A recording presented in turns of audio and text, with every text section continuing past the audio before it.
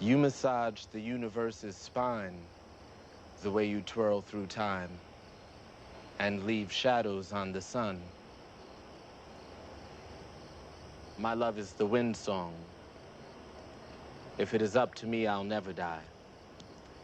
If it is up to me, I'll die tomorrow 1,000 times in an hour and live 7 minutes later. If it's up to me, the sun will never cease to shine and the moon will never cease to glow, and I'll dance 1,000,000 tomorrows in the sun rays of the moon waves and bathe in the yesterdays of days to come, ignoring all of my afterthoughts and preconceived notions. If it is up to me, it is up to me.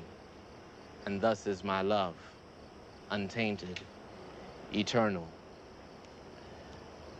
The wind is the moon's imagination, wandering. It seeps through cracks, ripples the grass, explores the unknown. My love is my soul's imagination. How do I love you? Imagine. Today's talk arises for me out of things I thought about as a result of the other talk, because for me the discussion the other day was basically about watching the soup churn and picking out various pieces of carrot, meat, and potato and naming them and letting them drop back in the soup. What does this all come to? For years, for as long as I've been around Esalen, the cognoscenti have been awaiting what is called the PS, the paradigm shift.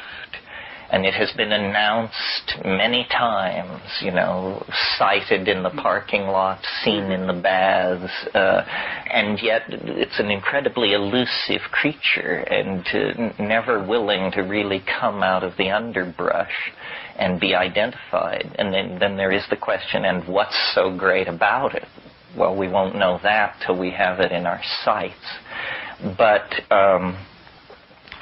I think, let's see, did I bring it with me? Did I have that much presence of mind? Yes, I did. Here is the issue of Brain Mind Bulletin on Prigozhin's grappling with the time paradox, as it's called. What date is that? The date is, if it's a special issue, May 1994. So this is a month old. And the conclusion that's coming out of his work is that nature is not governed by eternal laws, which is a very big piece of news in science, because it has been the assumption really since the Greeks that there is a higher world of mathematical perfection, and that somehow the world of physical appearance and substance is a shadow in Plato's formulation, or a reflection of this higher, perfect, eternal world, which is mathematical in its foundation and best conceived somewhat like the mind of God. And so then the task of science has been to elucidate these eternal, unchanging rules, and to place nature in the context of this system of rules for purposes originally of philosophical contemplation, and for the last 1,000 years or so for purposes of technological manipulation. Well, a number of us over the past 15 years have been very restless with this idea. It seems to be naive philosophically, and it seems also not in congruence with the observable facts of nature. Prigozhin made his reputation by attacking the second law of thermodynamics, which was thought to be the most inviolate law in nature, the law that systems run down and that order and energy is dissipated ultimately as heat and that disorder is the destiny of all organized systems. Prigozhin showed that this is not true. In classical chemical systems, he established what is called the principle of order through fluctuation, which is a situation where, for reasons not immediately apprehendable in classical chemical dynamics, a system will spontaneously mutate to a higher state of order. And we're not talking biological or social systems, we're talking just simple organic systems, chemical systems, I mean. Life is a very, very dramatic example of what Prigozhin was talking about. We have genes in us that occur in flatworms, absolutely undifferentiated from their expression in the human body. Well, those genes are arguably 3.5 billion years old. Since the life of an ordinary star, not our star, which is a slow-burning and special kind of star, but ordinary stars have an order of existence of 600 million years. 1/6 the known rate of the persistence of life on this one piece of real estate. So life is a phenomenon that violates the second law of thermodynamics on a planet-wide scale with ease for 3.6 billion years. Fascinating. And social systems similarly perturb themselves into higher states of order. A gene, the ordinary mechanisms of Darwinian evolution have to do with taking chaotic events, such as mutation, in other words, events which represent a degradation from an ideal state of order, and somehow using these stumbles, we could say, to become great leaps forward. A curious ability to, take lemons and make lemonade. That seems to be what biology is doing there. Well, I know Prigozhin only slightly and formally. My great intellectual comrade in arms is Rupert Sheldrake. And Rupert, this is his bailiwick as well, because what he is saying, in a slightly different voice, is that nature is a process which, in a sense, predicts itself. In other words, he's saying that the way things have happened in the past is the way that they most tend to happen in the present and the future. This is not a scientific idea at all. It's a very unscientific idea. In its most extreme examples, it appears absurd. And he, being a clear thinker, is willing to push the theory into the domain of the absurd examples. What do I mean by absurd examples? I mean that if you believe this concept, then teaching rats in Australia to run a certain kind of maze should make it easier for rats in England to run that same maze. Rats in England should run it faster once it's run by rats in Australia. In other words, what he's saying is the mere act of something happening. It sort of digs a ditch through the epistemic murk of causality. This is what the biologist C.H. Waddington called a creode. A creode is a developmental pathway. And once you have one, a process will tend to run in that pathway rather than on one side of it or on the other. And so what Rupert's theory carries as an implication is what Prigozhin now proclaims, which is that what we thought were eternal natural laws are simply something more like habits of nature. And that nature begins in a state in a highly undetermined state, where the set of possible creodes, that word which means developmental pathway, the set of possible creodes radiating out from the origin point approaches some enormous high number. But things must undergo the formality of actually occurring. Whitehead's phrase. Things must undergo the formality of actually occurring.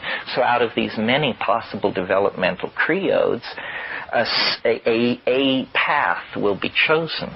This is called now in physics a symmetry break. And in theory, these symmetry breaks are not determined. They could occur anywhere. Now what I mean by that is a common one is, and don't hold me to the numbers, but I believe the electron is 1,860 times heavier than the proton. No theory can account for this.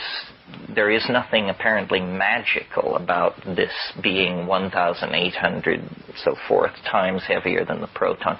So it's called a symmetry break. In the original mix of possibilities, the universe just developed. Symmetry, as in tiger, tiger, burning bright in the forest of the night. What immortal hand or eye can frame thy fearful symmetry? That kind of symmetry, or symmetry, as we from the cattle towns of western Colorado say. How does Darwin fit into this as far as the theories of evolution? I mean, are you basically implying that an accidental, chaotic dance is going on in regards to how life is unfolding? There is no rhythm, there is no reason, there is no rhyme to the unfoldment of evolution as we know it? Well, certainly that was Darwin's idea. It's not necessarily mine. See, since the 19th century to the 20th century, the word chaos has actually changed. In the 19th century, chaos meant disorder. And in a sense, you could almost say that Darwin was the first chaos theorist, because they discovered, the people, Darwin and his school, that you could take two processes which are both random, and that by running these two random processes together, you could attain striking examples of order and symmetry and beauty. And to them, this proved that God is not necessary. They said, look, no God, nothing, no God up the sleeve. Just here is random mutation. No mystery here. Here is natural selection. No mystery here. I shuffle the deck together, and here I get peacocks, harlequin beetles, gray whales, and human beings. And no God necessary. But and we've talked about this a lot, so I don't want to spend too much time on it. What they were obsessed by in the 19th century was the elimination of purpose, which goes to your question.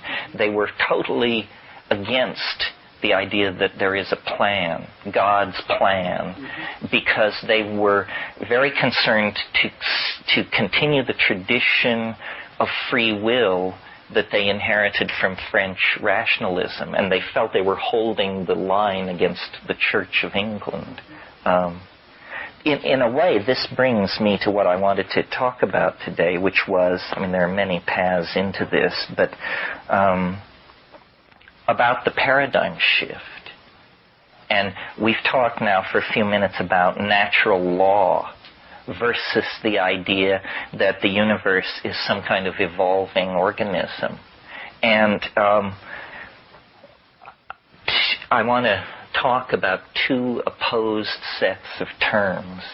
The old paradigm and what it implied and how it worked, and the new paradigm and how it's different and what it implies and how it works. Because I think we're getting close to pay dirt on this great change of consciousness thing that everybody is waiting to have happen, that enough data is accumulating, enough global web weaving is happening, that we're close to criticality on having the new paradigm emerge. Perhaps Prigozhin's little announcement is the beginning of that. But here are the terms. First of all, old paradigm, freedom and law. This is what it's about. Freedom and law. This great opposing and dichotomous set of concepts. First, the laws of nature, eternal, Platonic, suspended in some philosophical superspace, beyond argument, beyond contradiction. And then the mystery of freedom, that man is free and therefore responsible and therefore somehow bears a measure of guilt for the historical predicament. So human freedom is the precondition for the assumption of man's flaw, man's fall. You know, what Thomas Aquinas called the felix culpa, the happy flaw. And these ideas of law and freedom have been worked out since the late 17th century, when, after the Cromwellian Revolution was disposed of, and Newton published the Principia in England, people like John Locke and Hume and Thomas Hobbes and began to work out the social implications of all this, while Newton and Leibniz and other people on the continent, Fibonacci and so forth, worked out the implications of the law part of it and created science as we know it, practice it, love it, hate it today. Okay, now the new paradigm and the meaning, I guess we should talk for a minute about what a paradigm is. A paradigm is a lens through which you see the world, and everything is transformed when you look through this lens. How your food, your religion, your sexuality, your science, your economics, everything is transformed. And for 500 years, let's say, we have looked at the world through the lens of freedom and law. And our whole social dialogue has been, how can we have as much freedom as possible, and law, and what is law, and what is freedom. And this is what the dialogue has been about since the Renaissance. Habit and novelty are the new, or what I would propose as the two concepts that are rising out of a synthesis of 20th century experience as the new defining terms of a universal paradigm. And first I want to talk about habit, because I've already sort of anticipated that by talking about Sheldrake and Prigozhin, saying, you see, if you are, and believe me, it's not easy for me to give up my Platonism. I mean, I am to this day highly Platonic, but I don't think we can just be Platonists. There's been some development since 530 BC. Take a look at Alfred North Whitehead. The problem is the eternality of the ideas and their the supraordinary ontos of their existence, as a philosopher would say. In other words, that they are nowhere to be found in what we call the world. They are like with God,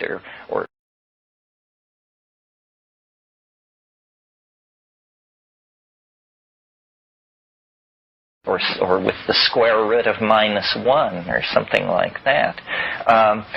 So habit, rather than law, has the curious effect of invigorating the universe and making it not something static, like a piece of furniture, or as Newton imagined it, a divine clock, a machine built by God and then set going to the last tick of eternity. But if habit is to replace law, then the universe is more like an organism. It's more like a creature. It learns. It gains experience. As it matures, it changes its strategy. As it expands its experience, it gains new domains of emergent subtlety. And this is, in fact, what we see. I mean, we see that the universe began as a plasma of free electrons, and then there was a period of astrophysical condensation, stars and planets, and then a period of nuclear chemistry ruled the universe as stars aggregated. Is that not law? Well, the point I'm making, see, is that it progressed from one phenomenon to another. It didn't remain static. Apparently, each episode of becoming, rather than stabilizing itself like a machine would, it actually becomes the foundation for some completely new phenomena. And that's what you call habit? Well, as opposed to law. See, I think law allows freedom, because freedom means you go outside of law. But law doesn't allow novelty. Exactly. That's a slightly different concept.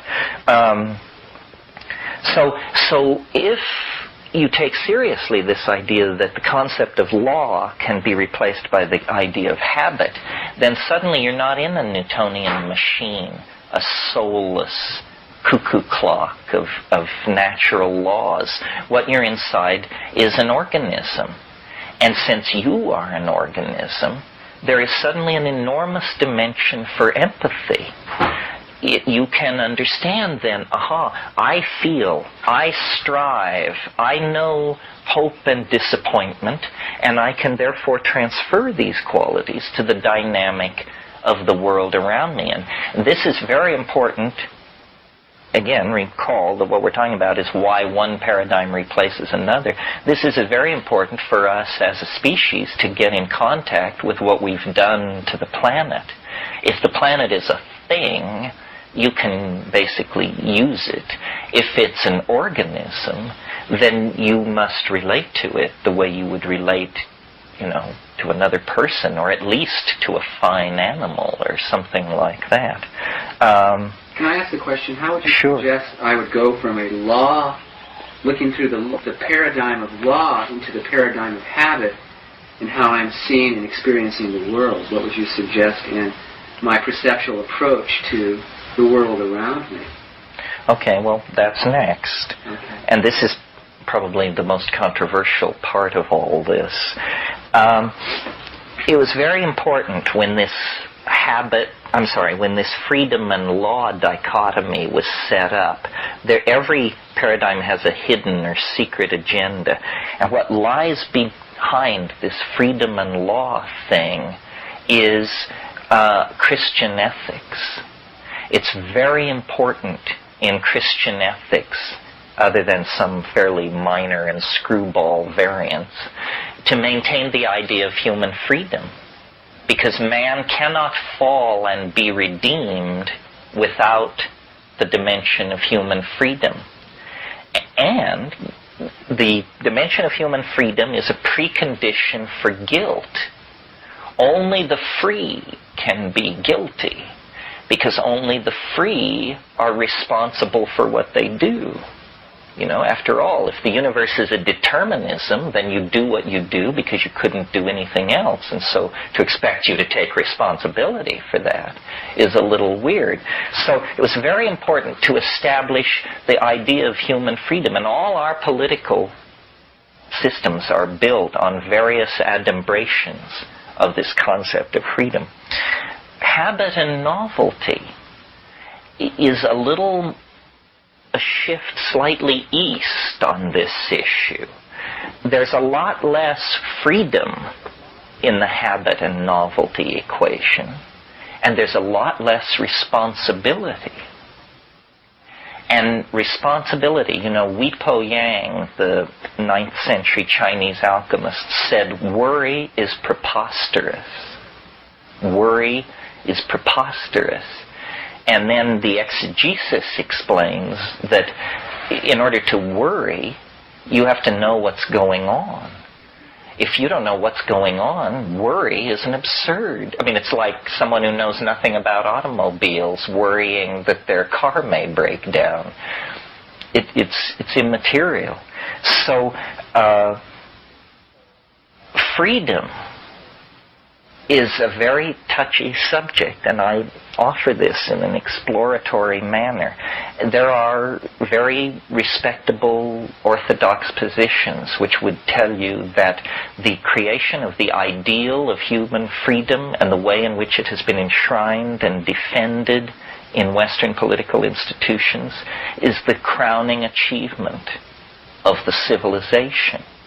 The problem is, it has a curious relationship to two other important power concentrations: the community and the ego. Where does freedom lie in that spectrum? When we say, if you are a Jeffersonian Democrat, a materialist, a paid-up member of the Democratic Party, and you say you are free, do you mean you are free to do whatever you want to do? Or do you mean you are free to participate in the general will of the community? This is not a closed issue. Over the centuries, the answer to that question has shifted. The 19th century, in America, based on the exposure to frontier hardship and that sort of thing, was much more about the freedom of the community to do what it wanted to do. In the 20th century, consumerism and the disappearing of frontiers and the rise of populations and the packing of populations very tightly freedom has tended to mean the right to gratify the whims of the ego. And this has led to a whole bunch of anti-communal attitudes and phenomena. Class struggle, consumerism, manufacture of useless and soon-to-be obsolete objects, people trapped in a rat race of media-propagated needs and low salary and, the rat race. So, the thing from the very beginning that has always puzzled me when people talk about the future was there's a general agreement that it's going to be more collective.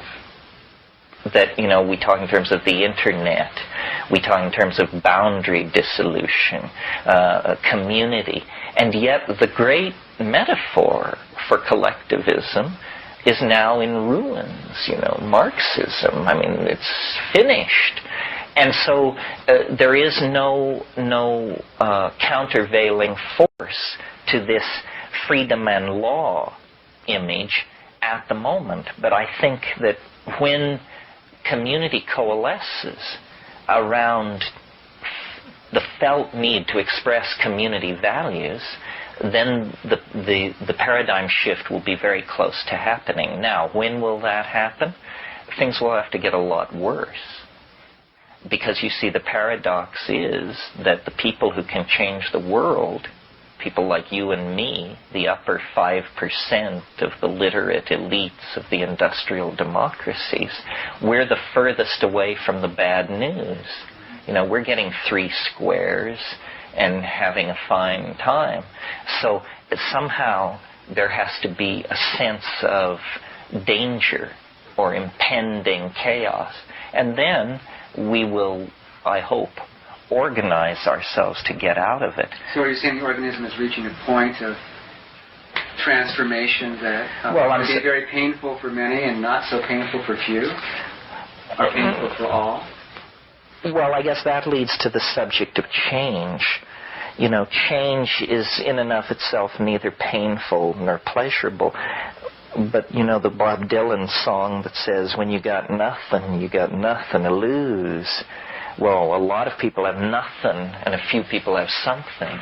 And I think it wouldn't hurt for everybody to lighten their ballast a little bit to float higher. So these ideas have a lot of implications. A paradigm touches everything, and it begins very deeply. But I think that my, fractal mathematics, chaos theory, complexity theory, my own stuff with the time wave, all of this is going to, in a sense, erase much of the mystery about the future. That the future is in a freedom and law system necessarily unknowable. Because if you knew the future, then this idea of freedom would fall under a shadow.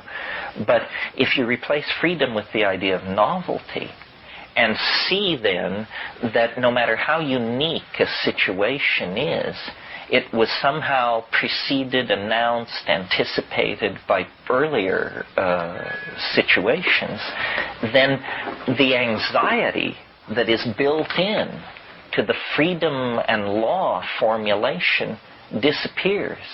Because you see, with the acceptance of this idea of freedom comes the acceptance of an unknown future, when in fact a great deal of the future can be triangulated and known even with old-style mathematical and cognitive techniques. And when you toss in the new stuff,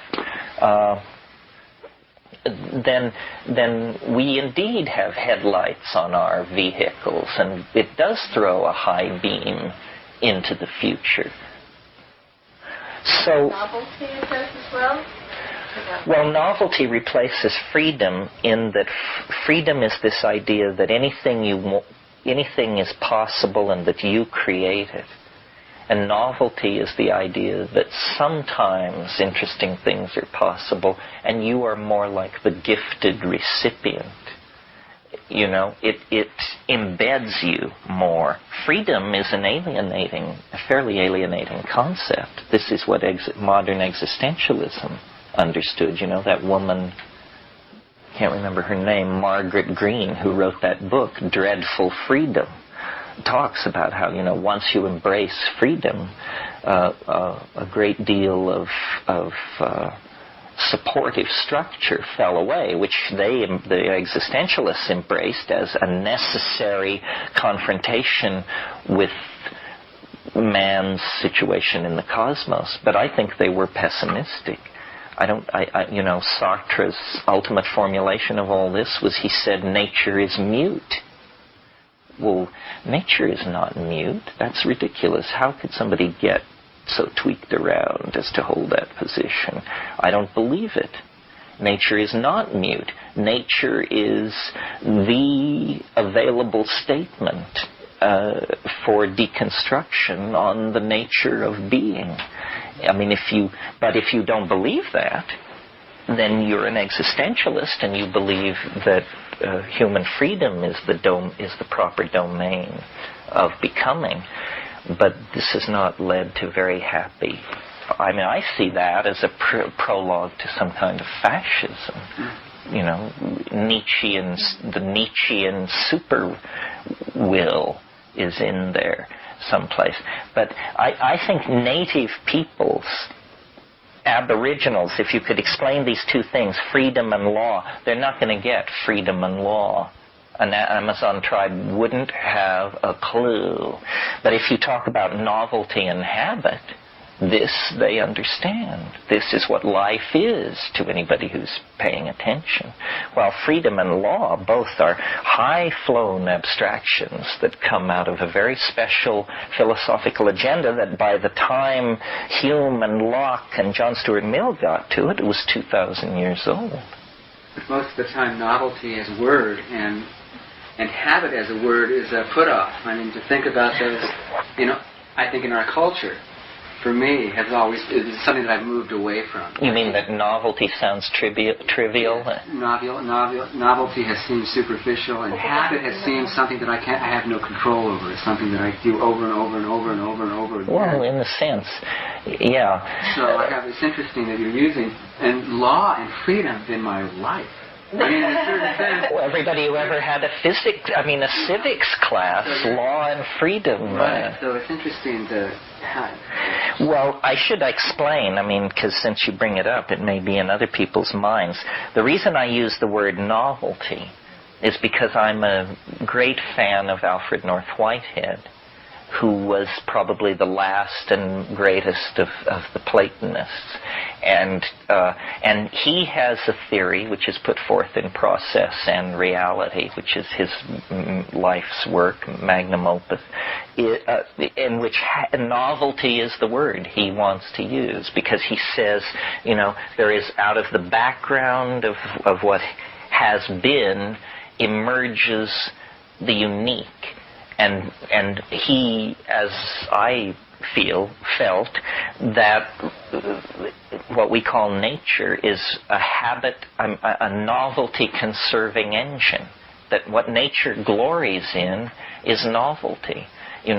The pattern on the butterfly's wing, the color of the polyp, the molecular species of the synapse, the chemical dynamics at the heart of a star, that somehow nature is. Originally, I called the counterpoise of novelty, logically I think, entropy, which is a familiar concept in physics, well understood mathematically. But Rupert convinced me that habit was a much more applicable idea. And novelty is easy to understand but hard to define. It's like the word complexity, another word very easy to understand, very hard to define. Whole conferences are held on what is complexity, and people leave in fury, not speaking to each other. But intuitively, we grasp what this means. Sometimes for novelty, I've used the phrase density of connection, because I think that, like the arborization of the nervous system in the human brain or in the vascular system of a plant, that as many points as can be made cotangential to each other defines the complexity of a system. But it's basically and ultimately an intuitive and poetic concept, which is probably as it should be. The novelty of nature is embedded in the habit of nature. Right? Nature is almost all habit and a tiny, tiny cutting edge of novelty. That's right. I relate that to the, and at the subatomic particle level. In fact, that's complete novelty. Anything can happen, except it is constrained by 12 habits, the symmetry principles. Yes, although I don't know if we want to get off into this, but since you're here, Paul, it's a good time. Are you following all this stuff about how uncertainty is really taking a beating, and people are saying that it isn't this mysterious property of nature, it's a mysterious property of Swedish quantum physicists, and that David Bohm's formulation of the quanta is a much more elegant formulation and eliminates the uncertainty domain at the cost of introducing non-locality, which because of Bell's theorem, they're practically ready to admit. So there is this sort of wild horse movement in quantum physics to make it completely explicit and predictable, and get rid of all the woo-woo that comes in with the Niels Bohr formulation. I wasn't thinking so much of the uncertainty principle, but for example, time can reverse. There's nothing at the subatomic particle level that constrains time one way or the other, as far as I know. And so lots of things can happen, and yet there are certain habits that have evolved with the universe, which we call the laws of physics, or or actually the symmetry principles. Right. And it seems to me that it would have to be that way. If that's what's happening at the nature level, it's reflecting something that's happening at a deeper. Well, you came in late, but part of what we were talking about was Prigozhin and some of his new work, and one of the things he casts doubt on, or is very skeptical of, is the irreversibility principle. He says that, well, first of all, he says time is a process. It's not a concept, and that there is an arrow, which is good news for my position, because I've always felt that there was an arrow. Is there order in the disorder? I mean, I'm hearing you say order. I'm hearing you say disorder. Is there an order to the chaos enough to create it as predictable? Chaos is the mother of order. So it is a system then. It is, in a sense, its own law.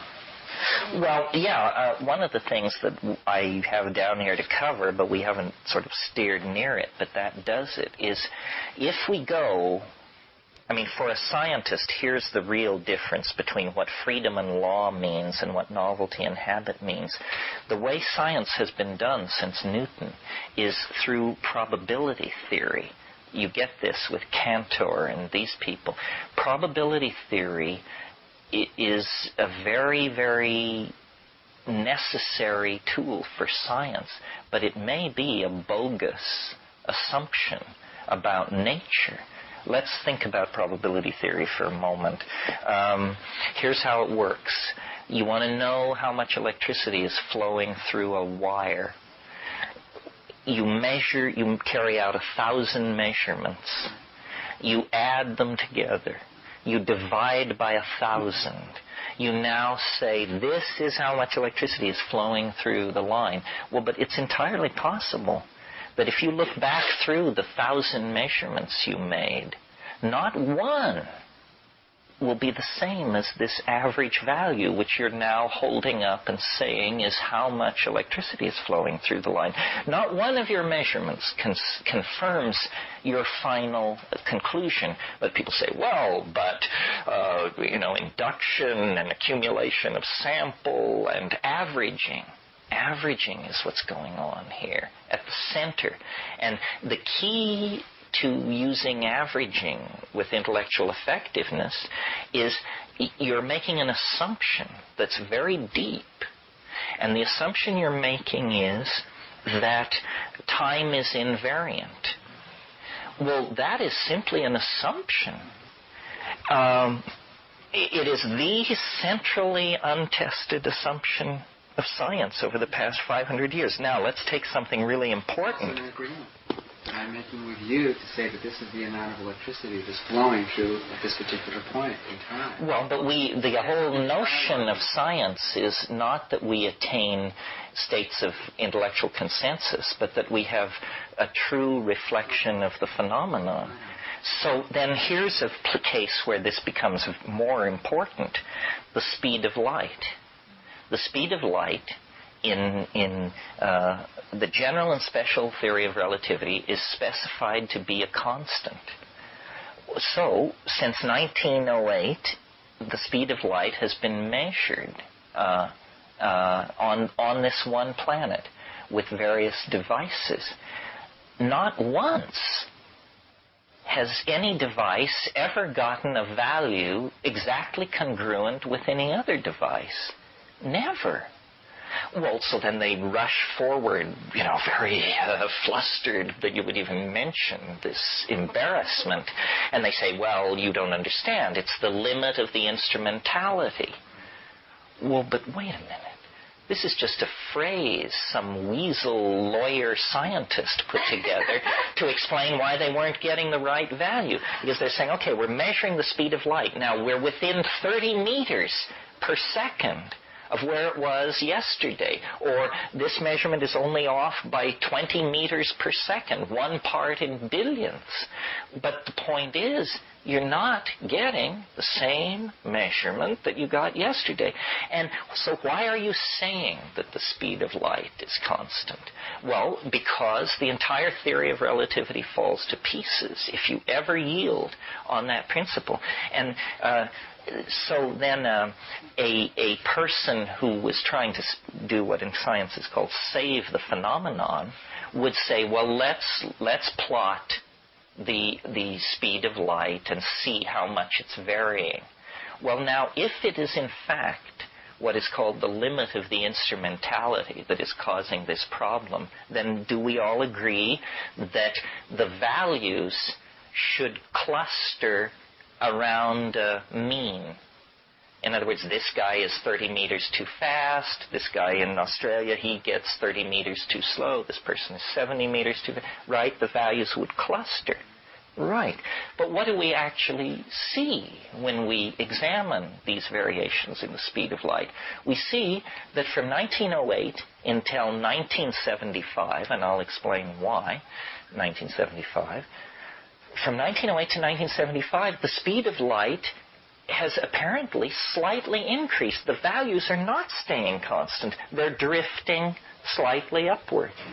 Well, we are on one tiny planet in one very narrow slice of time, and yet we, having measured the speed of light to be sliding slowly toward faster and faster, have created a physics based on the assumption that it's a universal constant and never changes.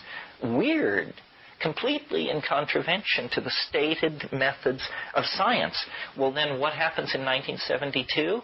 They hold a conference in Geneva, and everybody lays their cards out on the table, and they say, look, this is just a pain, this whole business about the speed of light.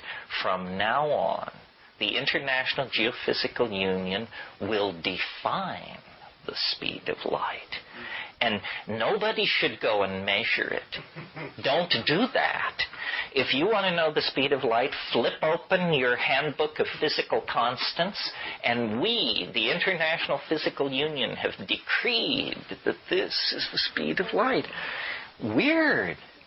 And, you know, we could go on with similar examples. Melting points.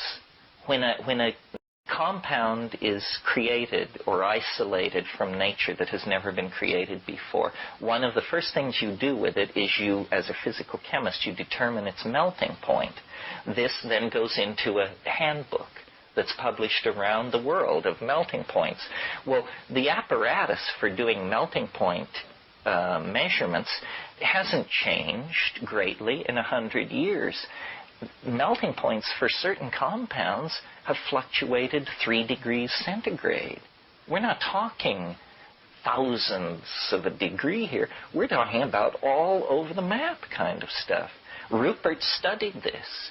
You know, got a complete set of the 20th century's published melting points. And, you know, what is chromium dioxide? What did it melt at in 1934? What did it melt at in 1958?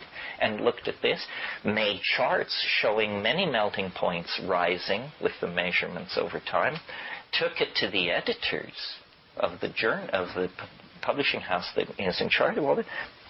They were amazed. They hadn't a clue.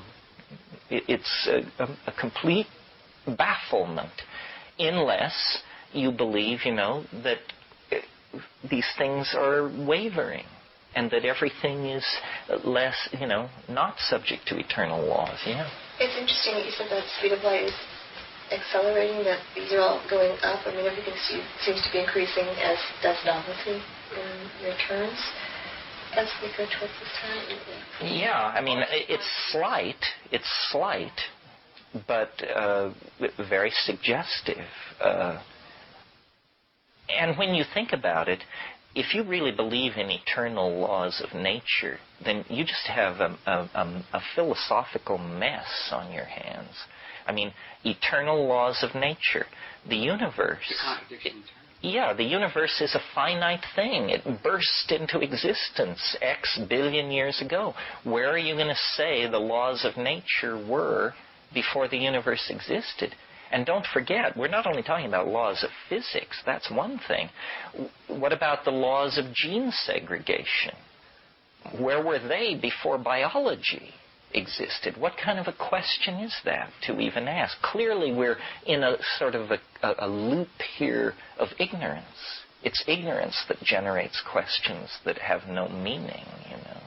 And So the universe is a thing where habit constrains, but novelty overcomes that constraint. And once overcome, new levels of novelty become incorporated into the old set of constraints. I mean, like, for instance, take Manhattan.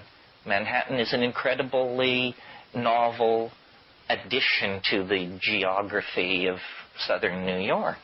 And yet, once in place, it has its rules. You don't break them. If you break the rules, you'll be run over by a city bus or mugged or something. So novelty establishes new domains of constraint. And then out of that constraint, new novelty emerges. And this is a principle which I believe, thanks to Prigozhin and others, reaches across, all the way across the domain of phenomena. I mean, we're not just simply talking about what goes on in biology. We're talking about what goes on in astrophysics, biology, cultural anthropology, sociology. These principles are universal. And this is something new. This is something new in the 20th century. And it's been a hard battle. I mean, the theory of evolution is essentially a theory which is an effort to account for the large numbers of diverse plants and animals on the planet. Darwin, in his diaries, referred to what he was doing as searching for a solution to the species problem. It was not thought to have anything to do with sociology or geology. But now, I think we can see, if we are willing to accept that the universe is an organism rather than a machine, which is what we inherit out of Descartes and Newton, if we can see that the universe is an organism, then we can see that it is evolving across all spectrums of phenomena. I mean, stars evolve, societies evolve, personalities, communities, tectonic systems. Everything seeks higher states of order. This is the Prigozhin principle, that systems actually seek higher states of order. This is, he and Manfred Eigen and that crowd coined the phrase dissipative structure. Dissipative structures are these special situations which arise in nature where order is actually preserved far from equilibrium. That's the technical way of saying it. In other words, equilibrium is where you get to when you let go and then you drift toward death, disintegration, decay, equilibrium. And sooner or later, in the old paradigm, all systems will reach equilibrium. A cup of coffee left standing becomes a cold cup of coffee. Everything seeks equilibrium. But what Prigozhin showed was that some systems don't, and that they are incredibly tenacious, life being the most obvious example. How does it do it? How does life perform this trick of maintaining itself homeostatically far from equilibrium? Well, it does it through the process of transferring order in the environment into its energy cycle, and then passing disorder out of the system. This is what we call eating and excreting. You take in very highly ordered proteins with a lot of energy bound into carbohydrate and protein. You extract energy from that and excrete out a much less differentiated, much less energy-intensive material. And by cycling energy through, the form, the morphogenetic form of the body, maintains itself. It's a kind of miracle. I mean, the form is like a ghost in matter. The matter flows through it, and the form puts the matter through a series of contortions that allow the form to exist. And as long as the form, the organismic form, can obtain high-grade stuff, which it can get energy out of, it will maintain itself far from equilibrium. And through the miracle of genetics and heredity, this maintenance of a state far from equilibrium has been going on this planet for several billion years. And of course, mind emerges out of this. Mind is a phenomenon of metabolic activity, where, so far as we know, where there is not metabolism, there is not consciousness. Even computers, they have to have a flow of electrons in their guts. When there's no electrons flowing, there's no computation taking place. Similarly for us, when there is no flow of electrons, no charge transfer, then you're dead. And there's no coming back from that. But if you have had children, look what's happened. Half of your information has been kept alive in the non-equilibrium thermodynamic state of the dissipative structure, which is the species, you see. Having experienced altered states where my mind seemed very disconnected with my body, it almost seemed as if it was an entity unto itself. Well, some of our best people are working on this. I don't know how far they'll get. It's a great question, isn't it? Even separate from the brain. The neurology of the brain is not the mind. As some argue. The brain well, we talked about this the other day. Is the brain the repository of consciousness, or is it like a TV antenna? Seeking consciousness in the brain may be like seeking little men in the radio. And the problem of memory. Where was it? We had that whole discussion about memory, and then in the New York Times there was a whole article about molecular theories of memory and what a big bust it was and how they hadn't really gotten anywhere. Oh, I know what it was about. It was about the silent areas of the genome. Remember how we talked about how only 5% of the DNA transcripts protein and the other 95% is what's called trash DNA, except that it appears to be very necessary and no one knows why, and then how this was a possible storage site for memory. But I don't know. It may require technologies we can't even imagine to correctly model memory. They're now talking about what are called terabyte storage modules, which would be crystals basically read by the intersection of very, very fine laser beams, that when they could intersect at any of a very large number of points in this terabyte cube, and each of these possible points is a 0 or a 1. And so you have a very, very dense storage potential. But, we have a way to go. There are 9 billion genes approximately in most higher mammals, and you can get that easily on the head of a pin. Easily on the head of a pin. So nature as model for nanotechnological storage of information, we still have a way to go with all of that. Well, we can talk about this or not talk about it. Anybody have anything they want to take off from on this? It's a big subject. It's nebulous. The paradigm changes everything, you see.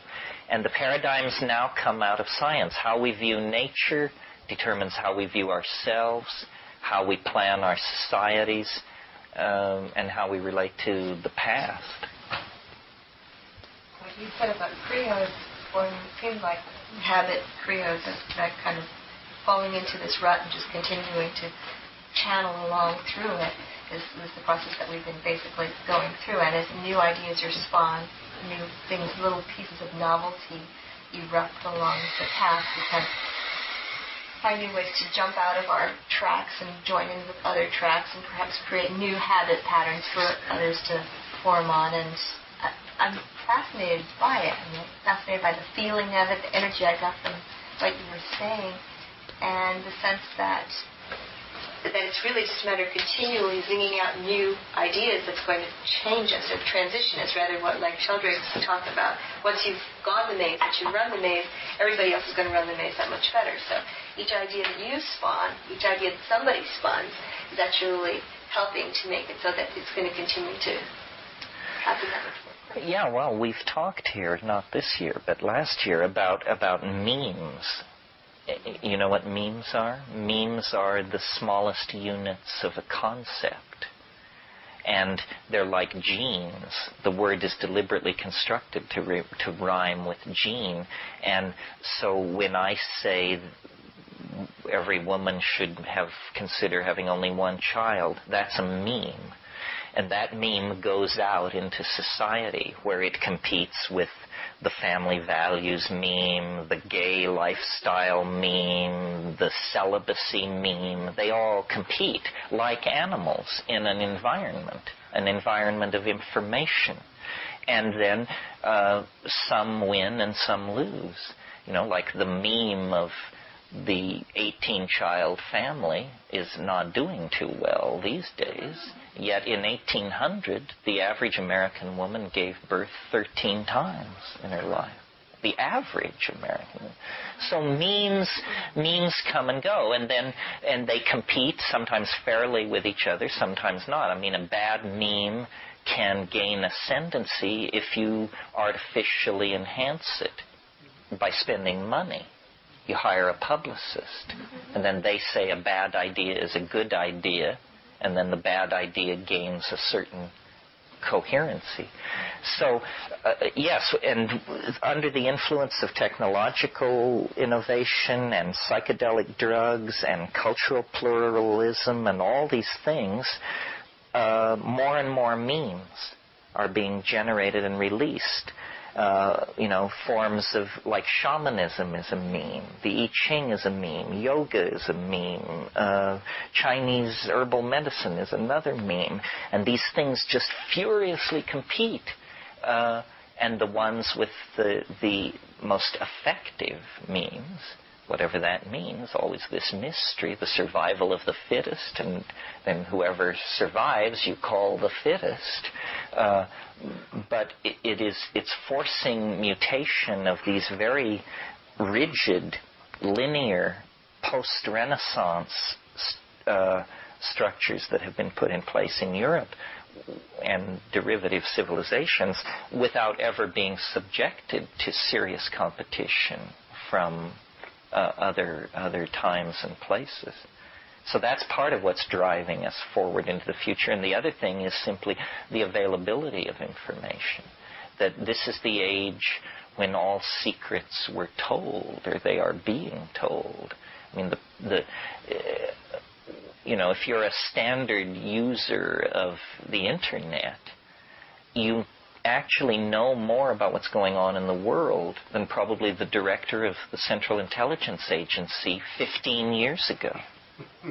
15 years ago, that guy, he had the secret reports, the agents in the field, what do they call them, the national projections on every country and so forth.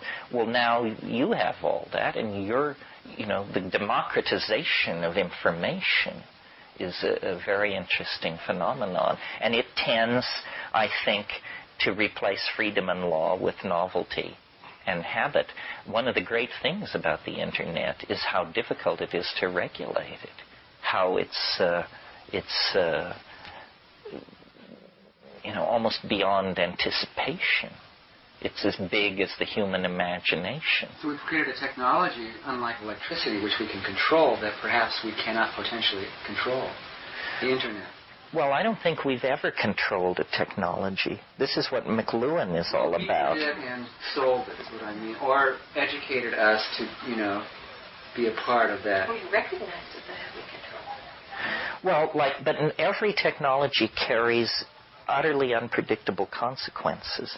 I mean, nobody dreamed, that the automobile would create a sexual revolution because it's a rolling bedroom. Nobody dreamed that the automobile would destroy the extended family.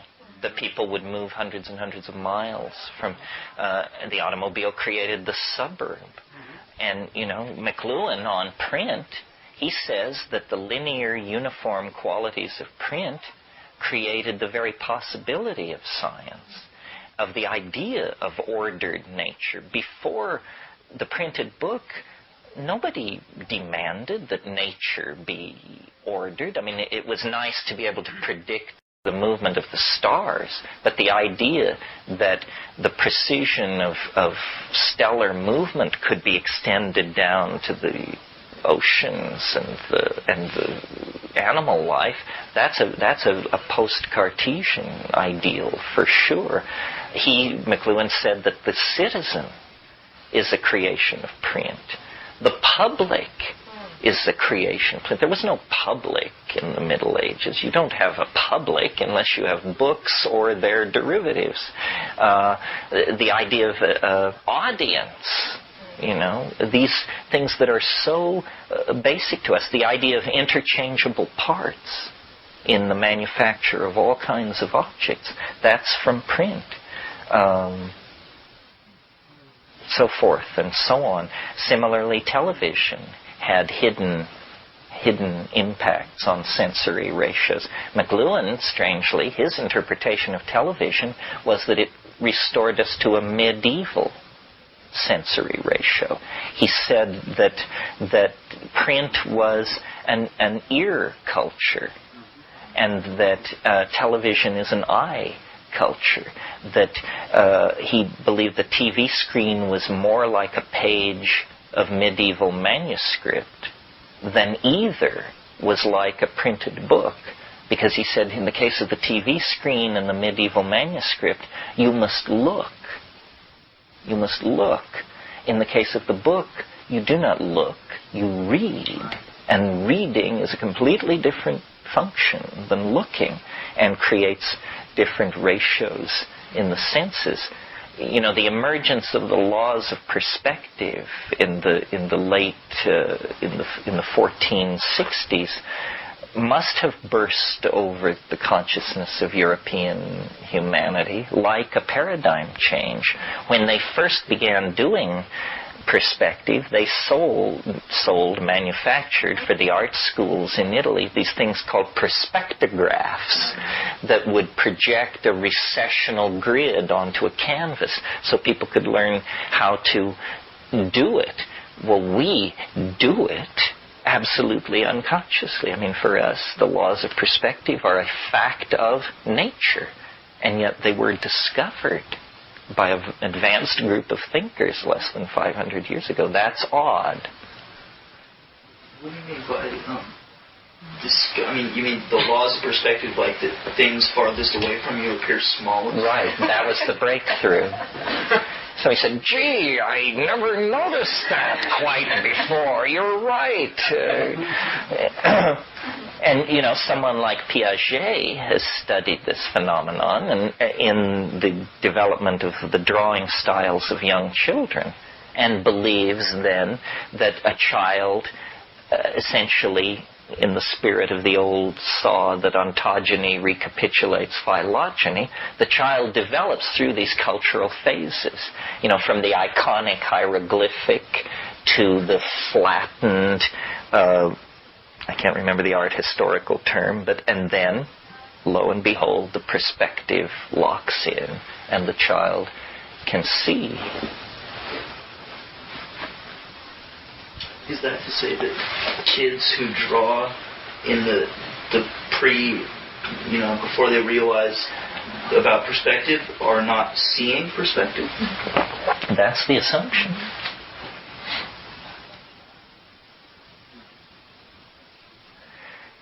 So let me see if I did my list. I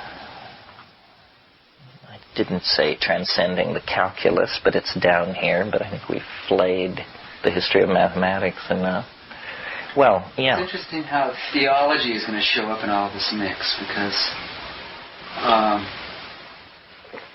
You've mentioned all these various disciplines, ways of seeing, and I'm curious of whether we're going to start to create a paradigm that is not theological so much, but a way of seeing the world as, using the word spiritual, using that word and attempting to somehow see the world in that light with, this new way of seeing, this new way of...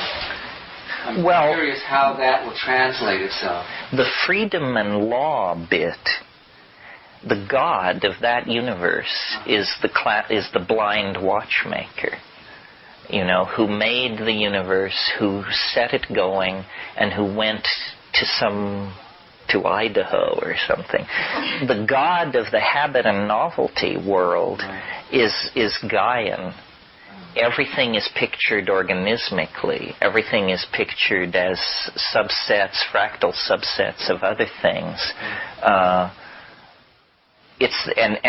I think that Gaian goddess will empower feeling that the blind watchmaker doesn't. I mean, the only hope in Christianity, and it's a kind of a footnote, is that the blind watchmaker will someday return or send a representative, and then that'll be good. But in the meantime, you are just shit out of luck. You have to sort it out on your own, The Gaian thing is more congruent with the way agricultural and Aboriginal peoples all over the world have always imaged nature. It's a curious thing, the Western commitment to abstraction. It's a unique cultural set. If you are at all familiar with the Maya civilization, they achieved great things in mathematics and in technical understanding of city planning and coordination of large-scale tasks and this sort of thing. But they never left the woods in a certain sense. Their buildings are adorned with floral ornament. They remained shamans through the high classic. They remained bound by huge public ritual and spectacle and this sort of thing. And Western civilization, this freedom thing, and then this God who went away and abandoned us, the blind watchmaker, this all set us up for an entirely different kind of cultural style. And I don't judge it. I mean, I think the accomplishments of Western civilization stagger the mind, but they are it's like a mad child. The toys created by the mad child of Western civilization should clearly be turned over to mom for checkout and application, because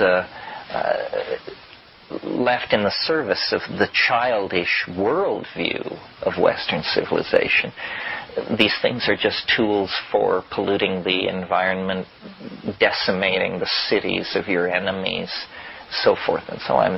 So you've outgrown the technologies that have so well served us.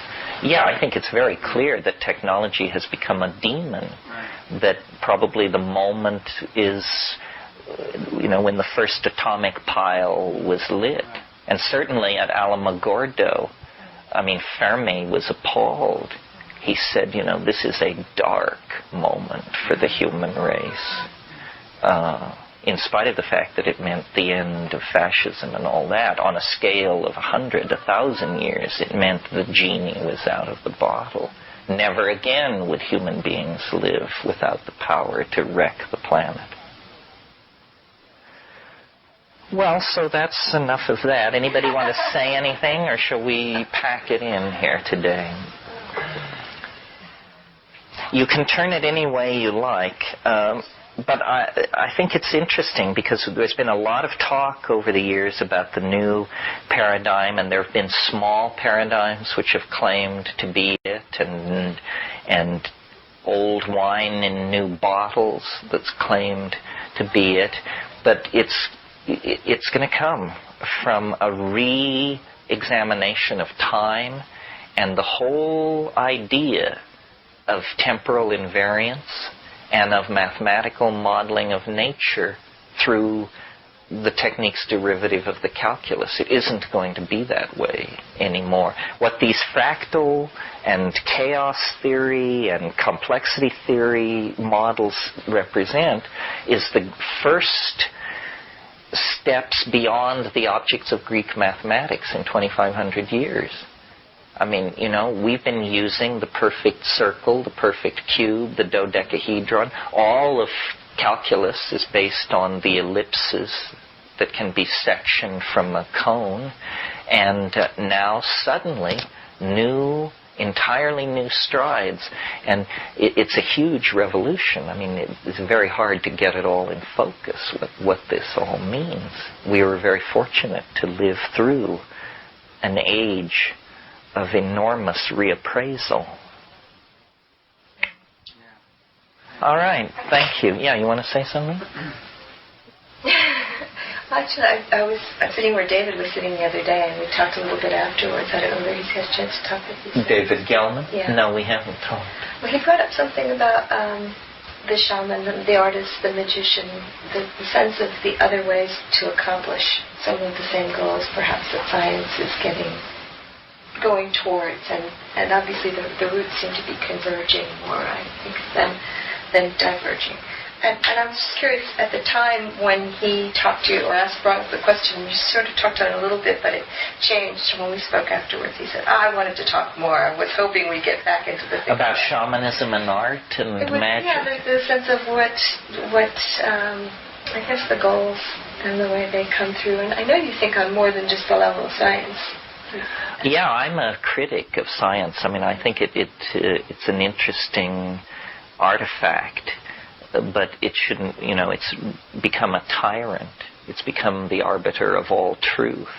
And that's ridiculous. I mean, that's absolutely ridiculous. Most of what's interesting doesn't fall under the purvey of science. Well, shamanism and the modern echo of it in the artist is this awareness. It's a humbler position. Because what shamanism is saying is that ultimately art is the best you can do. And science has a Faustian dynamic. It dreams of a kind of ultimate resolution. They're even talking in here about, Leibniz said, in the least of substances, eyes as piercing as those of God could read the whole course of the universe. That's what science wants, eyes as piercing as those of God. In the meantime, the shaman acts to ameliorate our condition. I mean, we are meat. We are suspended between, that vagina and grave. It's all up for grabs. Humor is an admission of ignorance. Ignorance is the precondition for knowledge. Magic, and in a sense, to take it to a deeper level, magic is a deeper perception than science. Because science believes that the world is truly there. It is naive in its empiricism. Magic knows that the world is made of language, that the world is a construct of forceful imagination. And, the people who don't know this are walking around inside the realities created by the people who do. The Madison Avenue understands this. Government propaganda agencies fully understand this. And to the degree that you empower yourself, you will become more and more a dweller in linguistic constructs of your own making. This is what I meant. This is a good closure. This is what I meant by do not watch, do not consume. In other words, do not lease other people's linguistic structures and live in them. Build your own virtual worlds, build your own values and your own house of mirrors, and then you are on equal footing. But if you are consuming the manufactured linguistic structures, Marxism, Freudianism, Christianity, Keynesian economics, you name it, then you are to a degree giving up your humanness, your uniqueness. That's, and in Buddhist philosophy, this is a value greatly to be conserved, human uniqueness. And I don't think any culture in history has been so at war with human uniqueness, because we have the technology to export so many so-called pat answers. No matter what your problem is, there's a book and a self-help group for you. Well, that's not, no, that isn't it at all. Build your own damn wagon. All right, enough of this. Amethyst rocks, drinking 40s of Mother Earth's private nectar stock, dodging cops, cause 50 be the 666, and I need a fix of that purple rain, the type of shit that drives membranes insane. Oh yeah, I'm in the fast lane, snorting candy yams that free my body and soul and send me like Shazam. Never question who I am, God knows, and I know God personally. In fact, he lets me call him me. Yeah, I'm serious, B. Doggone niggas plotted shit lovely, but the feds is also plotting me. They're trying to imprison my astrology, put our stars behind bars, our stars in stripes, using blood-splattered banners as nationalist kites. But I control the wind, that's why they call it the hawk. I am Horus, son of Isis, son of Osiris, worshipped as Jesus, resurrected like Lazarus. But you can call me lazy. Yeah, I'm lazy because I'd rather sit and build than work a plow a field, worshipping a daily yield of cash green crops.